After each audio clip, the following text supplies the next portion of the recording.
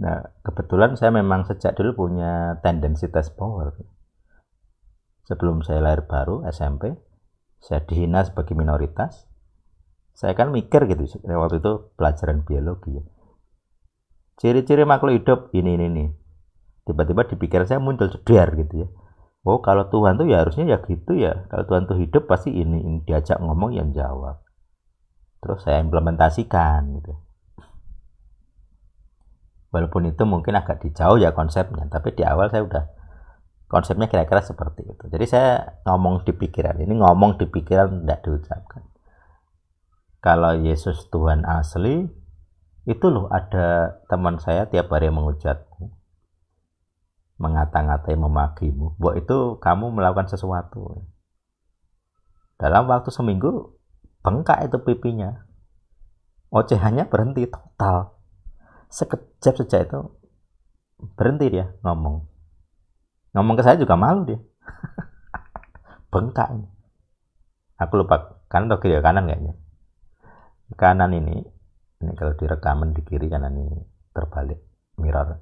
Jadi di kanan ini tuh bengkak gitu, entah gusinya atau giginya kena infeksi, bengkak.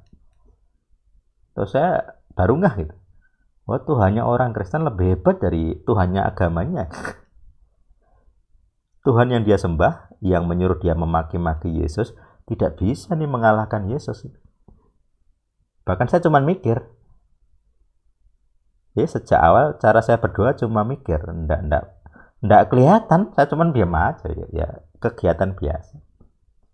Kok bisa? Tuhannya orang Kristen kok ampuh men gitu kan. Terus saya jadi merasa wow gitu ya. Ternyata begitu saya belajar bahasa Ibrani, oh nama Tuhan artinya tentang kehidupan. Bener banget. Siapa dulu yang memberi saya ide di zaman SMP? Ya Tuhan yang ini. Dia memberitahu kepada saya, namaku adalah kehidupan. Artinya ya. Jadi sebelum saya belajar bahasa Ibrani sudah tahu konsep ketuhanan yang hidup itu, sudah tahu. Itu karunia pengetahuan. Tuhan memberitahu tanpa belajar. Jadi itu bagian dari pembuktian karunia. Saya nggak belajar. Saya belum ikut pemuritan, belum ikut komunitas-komunitas ya. Yang yang bisa membimbing gitu ya. Ke gereja aja saya dulu SMP itu belum ya. Saya mulai ke gereja itu kelas 2, kelas 3 SMP. Jadi waktu kelas 1 ini kejadiannya kelas 1. Itu seingat saya belum rutin ke gereja ya. Keluarga saya tidak. Nah, jadi itu. Jadi kalau orang sudah di level keempat, dia ngerti teorinya, ngerti praktek dan mengalami. Jadi imanmu itu genuine. Teorinya ngerti, praktekmu ngerti. Saya kalau berkaitan dengan ketuhanan, kalau saya anggap omong kosong, saya nggak percaya.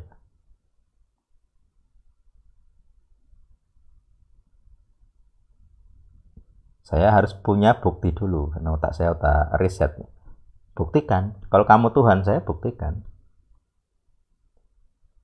Kalau kamu sanggup melindungi saya dari ancaman-ancaman kematian ini, baru saya percaya. Saya diancam santet, mana? Nggak ada. Dulu ada yang bilang, tak kirim menogo weh. Nanti saya tunggu-tunggu, nanti rana kroso apa-apa. Kadang ada beberapa roh itu langsung kepikiran ngomong mengancam mati. Kayak kemarin saya pelayanan yang di istrinya Mas Sukris, ya, keluarganya maksudnya. Gitu. Saya dengar suara tuh, mati weh. Dia mengancam saya mati, tak pateni weh. Terus saya kan bilang dalam hati ke suara itu, silahkan kalau sanggup bunuh saya. Kalau nggak sanggup, kamu yang harus mati. Bagaimana cara roh itu mati? Di penjara, ke lembah Abadan. Kematian kekal. Begitu selesai pelayanan, saya merasa puas. Oh, saya berhasil. 2 orang saya jelaskan teori Elsadik, ngerti, paham, mengikuti. Saya berhasil. Yang dianggap kerasukan, kami pakai doa kohen, bukan orang yang sendiri yang berdoa. Selesai doa diajak tidur ke atas, mau. Sebelumnya tidurnya di lantai terus. Lantainya nggak di kamar, kadang di kamar mandi, kadang di yang lain gitu. Sampai kamarnya ditutup pintu biar nggak keluar gitu. Nah, kemarin terbukti diperiksa dokter kena livernya. Itu medisnya gitu. Tapi spiritnya sudah banyak yang selesai, istilahnya dikurangi lah dampak spiritnya. Tinggal medisnya gitu.